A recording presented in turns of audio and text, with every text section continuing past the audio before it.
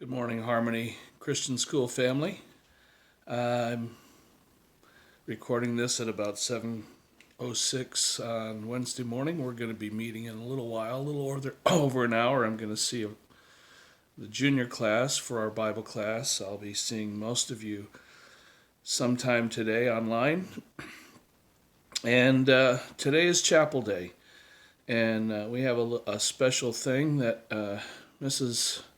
Mrs. Bergen and Miss O'Hare have prepared for chapel.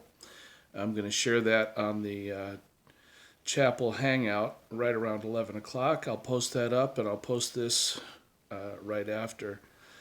I guess that's kind of a stupid way to say you're going to see the music before you see this. So, hey, that was great, right? I just wanted to take a few minutes here during our chapel time and share with you some of what I've been thinking about. I know that this has been a really difficult time for a lot of us. Nothing in our experience before this month has prepared us for what we were going to be doing today, or this week, or this month. And there's a lot of uncertainty. There's a lot of information that you're receiving from a lot of different sources, and a lot of it is frightening. We have a lot of questions for which we don't have answers yet. I wanted to take a minute and talk to you about how I'm feeling and how the Word of God has been an encouragement to me. I'm holding a quarter in my hand, regular quarter. I don't have a lot of these quarters, but I found one this morning, and I looked on this quarter, and sure enough, right there on the quarter, underneath George Washington's chin, right under his chin, there's a little inscription, very hard. I'm sure you can't read it in my camera, coming in and out of focus. There are 4 words on that quarter, and those 4 words are, "In God we trust." In God we trust. I have always believed that I could trust in God. He's never disappointed me. He's never let me down. I want to talk with you for a minute this morning about why I believe I can still trust in God even in these circumstances.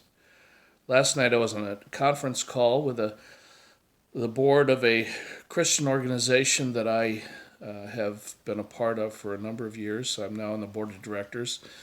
And like everybody else, right now, they're going through difficult times. They've had to shut down operations.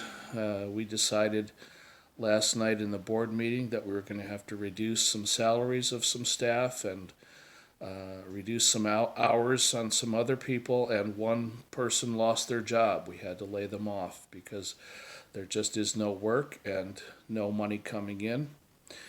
We're hoping and praying that this is a temporary situation. We're working to find other ways to take care of that employee and the employees that are going to be losing income. It's difficult. It's very difficult. I voted for the proposal with great reluctance. But I was reminded yesterday during that meeting of a story in the book of Genesis, the story of Joseph.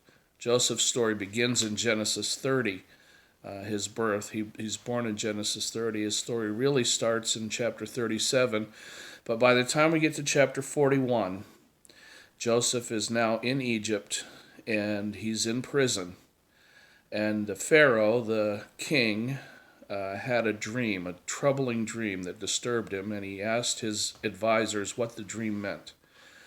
And nobody could tell him what the dream meant, but somebody remembered Joseph in prison who had interpreted other dreams. And so they sent for Joseph, and Pharaoh told him the dream. The dream, you might remember the story. The dream that Pharaoh had, he saw in his dream 7 fat, healthy cows, and they were eating grass and having a good time, and they looked delicious. And then came into the picture 7 scrawny, skinny cows looking very sick. And those skinny cows ate the healthy cows. That's gross. Cows don't eat cows, but that's what he dreamed. And then he had a second dream, and in that second dream, there was a stalk of wheat, and on that wheat stalk were 7 heads of grain. 7 nice, fat, juicy heads of grain that would make good bread. And in Pharaoh's dream, there came on that stalk 7 thin, sickly looking heads of grain, and the sickly looking heads of grain swallowed up the healthy grain. And then Pharaoh woke up, and he was troubled by this dream. And God gave Joseph the understanding of the dream. And Joseph said to Pharaoh, Pharaoh, the healthy cows and the healthy wheat are the same thing. There's going to be 7 healthy, prosperous years in Egypt. Then following the prosperity, there are going to be 7 years of famine. And the famine will swallow up the prosperity. And Pharaoh said, "Oh no, that sounds awful. What should we do?" And Joseph said, "Well, if it was up to me, here's what I would do."